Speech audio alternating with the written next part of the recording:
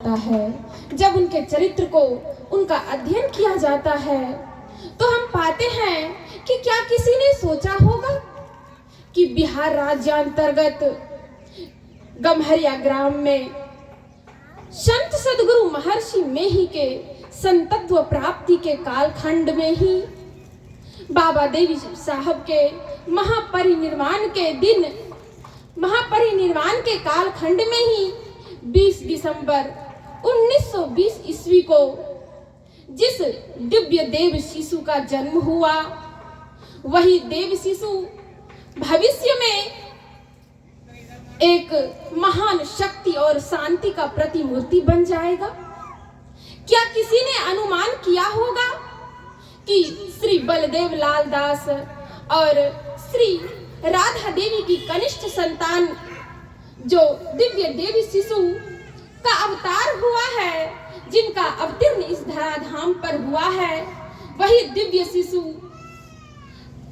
अनेकों असंख्य नर नारियों के प्राण में सत्य और शांति के प्रति शाश्वत जिज्ञासा को जागृत करने वाला बालक राधा देवी के कोख से अवतीर्ण होगा। बालक महावीर बाल्यकाल से ही उनमें महानता के लक्षण दिखाई पड़ते थे। संत सदगुरु महर्षि संत सेवी परमहंस जी महाराज आज जिनके जन्मदिन के शुभ अवसर पर आज हम लोग यत्र तत्र से एकत्र हुए हैं, उनकी जीवनी को जब अध्ययन किया जाता है तो हम पाते हैं कि बाल्यकाल में ही आपके पिता का देहांत हो गया था।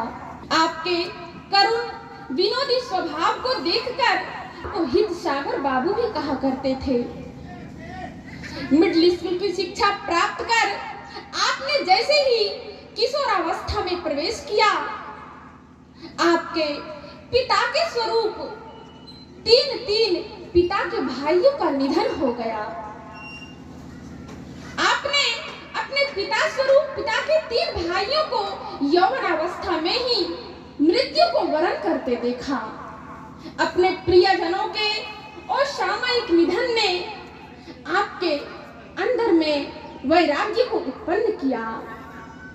अपने प्रियजनों के निधन को देखकर आपके अंतर्मन में इस संसार की क्षणभंगुरता, जीवन की निस्सारता का बोध हो गया। आपका मन रह कर किसी संत के शरण में जाना चाहता था। रह कर आपका मन वैरागी हो उठता था और आप परिवार के ममत्व को त्याग कर, ममता मोह को त्याग कर किसी संत के शरण में जाना चाहते थे। आपके वैरागी स्वभाव को देखकर परिवार के लोगों ने आपको पारिवारिक बंधन में बांधने के लिए आपका विवाह करना चाहा, लेकिन आपके अंतर्गत जो वैराग्य उत्पन्न हुआ था, इस संसार की निस्सारता ने जिस वैराग्य को जन्म दिया था, उसने कभी आपको गृहस्थ जीवन व्यतीत करने की जिज्ञासा जागृत ही नहीं होने दी।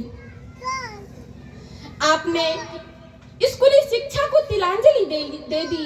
आपका मन विद्याधन सांसारिक इस पुस्तकी विद्या को ग्रहण करने में मन नहीं लगने लगा और आपने हमेशा के लिए स्कूली शिक्षा का परित्याग कर दिया।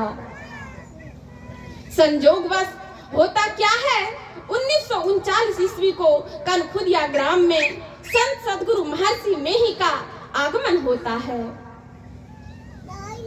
आपके संत समागम के लिए आपके व्याकुल नेत्रों ने जैसे ही आपके कानों तक यह खबर गई तो आप व्याकुल हो उठे और संत के दर्शन के लिए आपके मन को प्रेरित किया और संत सदगुरु महर्षि मेही परमहंस जी महाराज से उनके दर्शन के लिए आप निकल पड़े। आपके संत समागम के लिए व्याकुल आपके नेत्रों ने जैसे ही संत सदगुरु महर्षि मेही परमहंस जी महाराज के भव्य आकर्षक मुखमंडल को देखा, आपके अंतर की सारी श्रद्धा भक्ति उमड़ कर गुरुदेव के चरणों में समर्पित हो गई। यह क्या, आप तो केवल संत के दर्शन के मात्र आए थे, लेकिन गुरुदेव ने तो कुछ और ही विधान कर रखा था। आप गुरुदेव से दीक्षा देने और जीवन भर अपने चरण शरण में रहने की प्रार्थना करने लगे और उसी दिन से आपने अपना संपूर्ण जीवन गुरुदेव के चरणों में समर्पित कर दिया।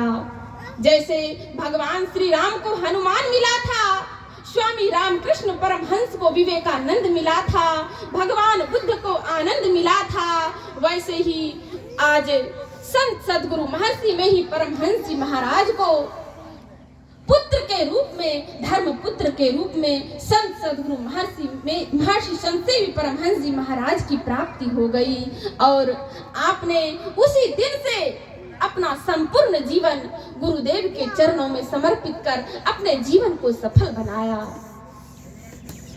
कहते हैं राम को मिले हनुमत, विवेकानंद राम कृष्ण को सदगुरु में ही ने पाया, संत महावीर संत सेवी को आओ कर संतों की गुणगान, आओ कर संतों की गुणगान।